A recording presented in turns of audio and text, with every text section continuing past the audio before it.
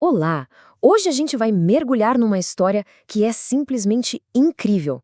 É a história da construção biológica talvez mais impressionante que existe, o desenvolvimento do nosso coração, lá no comecinho. É basicamente uma obra de engenharia acontecendo em escala microscópica. E a pergunta que guia a gente hoje é essa aí.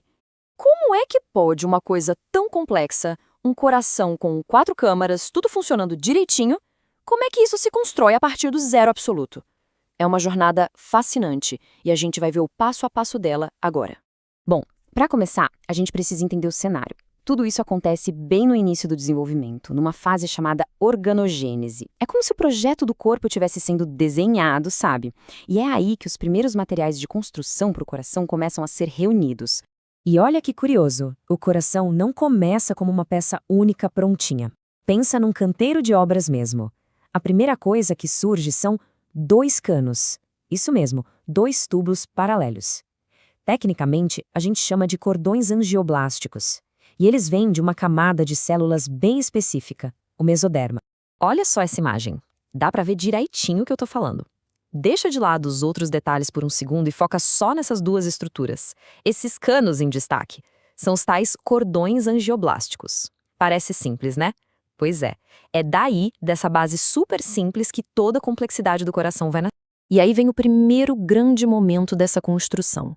Aqueles 2 tubos separados, eles começam a se aproximar, a se mover em direção ao centro e pronto. Eles se fundem, formam uma única estrutura que a gente chama de tubo cardíaco primitivo. A fundação do nosso prédio, digamos assim, está pronta. Ok, então agora temos um tubo. Mas a parte mais maluca vem agora. Esse tubo, essa estrutura super simples, não pode esperar a obra acabar para começar a funcionar. Ele tem que começar a trabalhar. Agora, imediatamente. É isso mesmo. Mesmo sendo um tubo simples, ele já começa a se contrair. O coração começa a trabalhar antes de estar pronto. É simplesmente impressionante. Essa estrutura super rudimentar já está lá, pulsando, bombeando o primeiro sanguinho pelo embrião. Imagina isso, uma máquina que é ligada no meio da linha de montagem. Agora, se a gente pudesse cortar esse tubo e olhar por dentro, como mostra essa imagem, a gente ia ver uma coisa bem interessante. Ele não é só um cano oco, de jeito nenhum. Ele já tem camadas diferentes, cada uma com uma função bem específica. Dá pra gente pensar nessas camadas de um jeito fácil. A de dentro, o endocárdio, é tipo um revestimento de teflon, super liso para o sangue deslizar sem grudar. A camada do meio, o miocárdio, essa é o motor, é o músculo que vai fazer o tum-tum. E por fora tem o epicárdio, que é tipo a carcaça, a capa protetora de tudo. Beleza, o motor já está funcionando, mas agora surge um novo desafio, que é um problema clássico de engenharia, na verdade. O tubo está crescendo, e crescendo rápido, só que o espaço onde ele está é bem pequeno. E aí, como é que faz para caber? A solução é genial e bem intuitiva. Pensa numa mangueira de jardim bem comprida. Se tentar guardar ela esticada numa caixa pequena, não dá. Qual a solução? Dobrar, enrolar.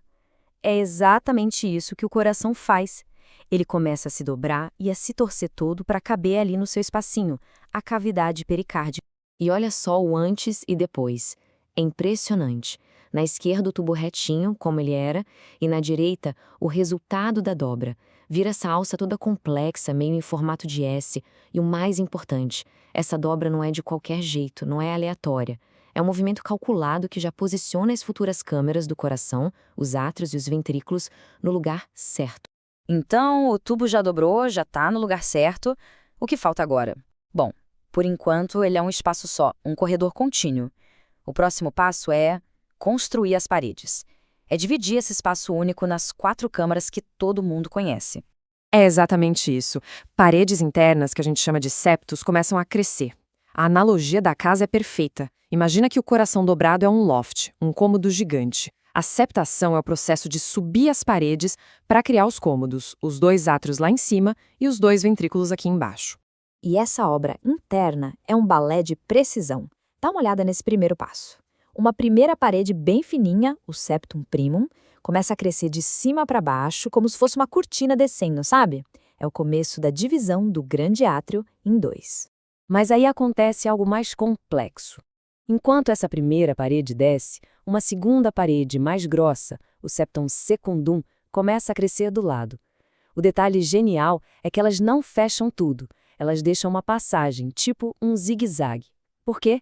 Porque isso é vital para a circulação do sangue dentro do feto.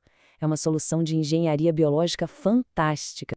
E no final, essas paredes se encontram com outras estruturas no meio do caminho e a fusão acontece. A divisão está completa. Agora sim, temos 4 câmeras. É um processo tão, mas tão preciso que qualquer pequeno erro nessa etapa pode causar os chamados defeitos cardíacos congênitos. Ok, as paredes estão de pé. Os cômodos estão prontos, mas falta uma coisa essencial para controlar o trânsito lá dentro, para garantir que o sangue só ande na direção certa. E esse componente são as válvulas. A analogia não poderia ser melhor. São portas de mão única, tipo catraca de ônibus, sabe?